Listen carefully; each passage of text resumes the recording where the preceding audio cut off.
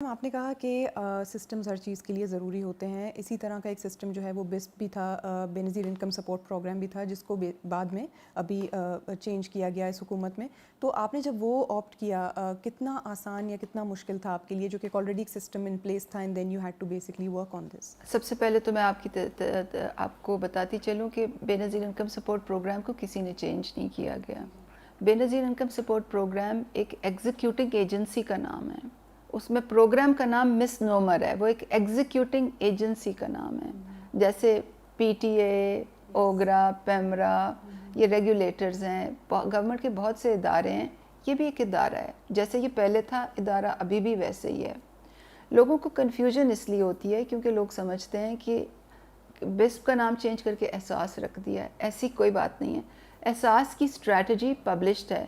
جو لوگ ایکیڈیمک انٹرسٹ رکھتے ہیں, جو لوگ پالیسی کو سمجھتے ہیں, جو لوگ اسٹریٹجی کو سمجھتے ہیں, ان کو معلوم ہے کہ احساس کی اسٹریٹجی پبلشڈ ہے. جو احساس کیش پروگرام ہے, اس کی بنیاد کس طرح رکھی گئی تھی, اور یہ ہے کیا بیسکلی؟ اگر آپ ہمیں تھوڑا سا ایکسپلین کر دیں. تھوڑا سا آپ نے کیا ہے, but just to sort of know کہ ایگزیکٹلی احساس کیش پروگرام کیا ہے اور اس کے ذریعے کیا مدد ملے گی لوگوں کو. سب سے پہلے تو آپ کو یہ سمجھنا چاہیے کہ اس کی ضرورت کیوں پیش آئی. کیونکہ پاکستان میں ہمارے لیبر فورس سروے کے مطابق 24 ملین لوگ ہیں جو یا تو دہاڑی پہ کماتے ہیں یا تو پیس ریٹ بیسس پہ کماتے ہیں, چاہے فارمل یا انفارمل سیکٹر میں ہوں. اب ان لوگوں کی 24 ملین ورکرز کی جو روزگار ہے وہ بہت بری طرح سے متاثر ہوئی ہے کرونا وائرس کے لاک ڈاؤن سے. اور اگر ہم یہ ازیوم کر دیں کہ یہ 24 ملین لوگ جو ہیں یہ ہیڈز آف ہاؤس ہولڈز ہیں, تو گھر کا ہاؤس ہولڈ کا جو سائز ہے ہمارے 2017 کے سینسس کے مطابق, مردم شماری کے مطابق, وہ 6.45 ہے. تو ایفیکٹیولی ملک کی 2/3 آبادی یعنی کہ 160 ملین 16 کروڑ سے زیادہ ایسے لوگ ہیں جو دہاڑیوں پہ, جو پیس ریٹ ویجز پہ جن کا گزر بسر ہے. یہ ایک بہت بڑا نمبر ہے. اب جب لاک ڈاؤن شروع ہوئے تو ہمیں معلوم تھا, گورنمنٹ کو معلوم تھا کہ ان کی روزگار بہت بری طرح متاثر ہوئی تھی. تو ہمیں بجٹ دیا گیا 144 ارب کہ ہم ان کے لیے 12 ملین لوگوں کے لیے ایک کیش پروگرام شروع کریں. اور وہ اس کیش پروگرام میں ہماری ایک ازمپشن تھی کہ ہم 12,000 ایک دفعہ دیں گے, اور اس میں ہم ازمپشن یہ تھی کہ یہ ایک خاندان کی 4 مہینے کا جو بیسک راشن ہے اس میں آ جائے گا. تو ہماری اس وقت تھنکنگ یہ تھی کہ اگر یہ لاک ڈاؤنز پرولونگ ہوئے تو کم از کم لوگوں کے پاس ہاتھ میں کچھ پیسے ہوں گے تاکہ وہ راشن لے لیں. کہ ابھی نئے اور لوگ شامل ہوں گے, کیونکہ ابھی جیسے سننے میں بھی آ رہا ہے بہت سے لوگ لے آف ہوئے ہیں باہر ممالک میں, زیادہ تر خلیجی ممالک سے بھی لوگ واپس آ رہے ہیں. تو کیا اب نئے سرے سے وہ لوگ بھی اس پروگرام کے تحت جو ہے اس میں ایڈ ہو جائیں گے؟ جیسے کہ میں نے بتایا نا کہ ہمیں مینڈیٹ ملا تھا 12 ملین لوگوں کو ہیلپ کرنے کا. 4.5 ملین کیٹیگری 1 کفالت, 4 ملین 8171 والے category 2, 3.5 million district list category 3. اور اس 12 ملین میں ہم کوئی 8.8 ملین پہ پہنچ گئے ہیں. اب یہ پروسیس جو ہے یہ اب ختم ہو جائے گا عید کے بعد انشاءاللہ. اب اس میں کوئی اور کیٹیگری اگر شامل کرنی ہو کہ لیٹس سے کہ باہر سے لوگ لے آف ہو کے آئے ہیں اور منسٹری آف اوورسیز پاکستانی کہتی ہے اس کو بھی احساس کیش دیں, تو وہ ہمارے لیے کیٹیگری 5 ہوگی. وہ جب ریکویسٹ آئے گی تو پھر ہم اس کی بنیاد پہ دیکھیں گے. ایک گورنمنٹ کا پروسیس ہے, سمریز بنتی ہیں, ای سی سی سے اپروول ہوتا ہے, پھر کیبنٹ ہوتا ہے. وہ جیسے جیسے ریکویسٹس آتی جائیں گی ویسے ان کو ڈیل کریں گے. ایسا جو پروگرام ہے جیسے فار انسٹنس احساس کیش پروگرام ہے, اس کو آپ لمبے عرصے تک کیا سسٹین کرنا چاہتے ہیں؟ دیکھیں جی, اگر آپ بات کر رہی ہیں احساس ایمرجنسی کیش کی, تو یہ تو ایمرجنسی کیش تو ون ٹائم گرانٹ تھی. 12 ملین کو دی, پرائم منسٹر نے کہا میرے فنڈ سے 4 بلین کو اور دو, پنجاب نے کہا ہماری بجٹ سے 0.7 ملین کو اور دو. Same criteria, same. This is an emergency cash, یہ سن سیٹ ہوگا, ختم ہوگا. ہمارا جو ریگولر کیش ٹرانسفر کا کام ہے وہ سوشو اکنامک ڈیٹا بیس سے جو سب سے نچلے کیٹیگری کے لوگ ہوتے ہیں وہ ان کو ریگولر گرانٹس ملتی ہیں، وہ تو جاری رہے گا، اور وہ نئی رجسٹری ابھی بن رہی ہے. آپ نے کہا کہ یہ ایمرجنسی کیش پروگرام ہے، جب سن سیٹ ہوگا so then it will end basically. تو اس صورتحال میں اب جیسے کرونا وائرس کی جو سچویشن ہے وہ ایک طرح سے اینڈ ہوتے ہوئے ابھی نہیں دکھ رہی، اگلے 6 مہینے تک 8 مہینے تک دنیا بھر میں یہی چل رہا ہے. تو اس صورت میں اس پروگرام کا پھر کیا فیوچر ہوگا؟ یعنی جب تک کرونا وائرس کی سچویشن ہے تب تک یہ رہے گی یا پھر یہ اس کے بعد ختم ہوگی؟ If you can explain that. دیکھیں ایمرجنسی کیش میں اور لوگ بھی آ سکتے ہیں. آلریڈی ہمیں بہت ریکویسٹس آ رہی ہیں کہ آپ ڈفرینٹ منسٹری سے کہ ہماری یہ لسٹ ان میں شامل کریں، اور ہم ہر لسٹ کو اپنے رولز کے پیراؤں پہ ہی دیکھ سکتے ہیں. نمبر 1.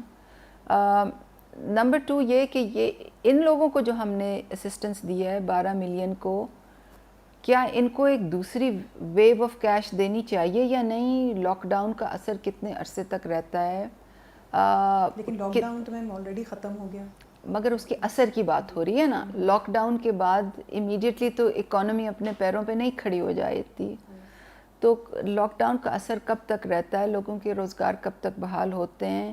اس انہی 12 ملین کو ایک اور ٹرانچ دینے کی ضرورت ہوگی یا نہیں؟ اگر ہوگی تو کتنے پیسے دینے ہوں گے، کب دینے ہوں گے؟ یہ تمام پالیسی لیول کے فیصلے ہیں جو ابھی تو ہم کیش آپریشنز میں اتنے زیادہ انوالوڈ ہیں کہ ان کو کریں، دیانت سے کریں، ریئل ٹائم مانیٹرنگ کریں جو ایشوز ہیں. اور ساتھ ساتھ یہ جو پالیسی کویسچنز آپ کہہ رہی ہیں، جو بالکل ٹھیک آپ کہہ رہی ہیں کہ جی یہ کب تک چلے گا، اس میں اور لوگ آئیں گے، کیا انہی لوگوں کو دوبارہ گرانٹ دینی پڑے گی؟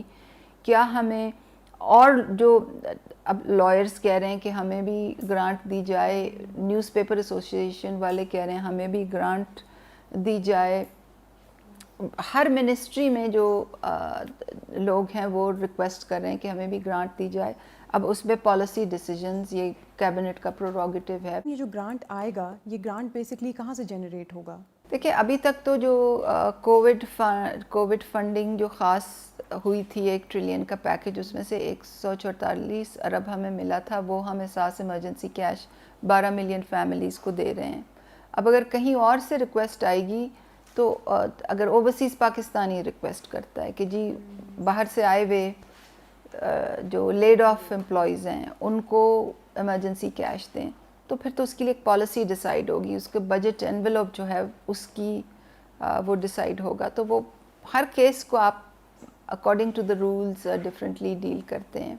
اور پھر صرف احساس ایمرجنسی کیش ہی نہیں، ہم نے احساس کے باقی جو پروگرامز اور انجنز ہیں اس کو بھی کووڈ کے تناظر میں دیکھنا ہے کہ اب ہم نے ان کا کیا کرنا ہے.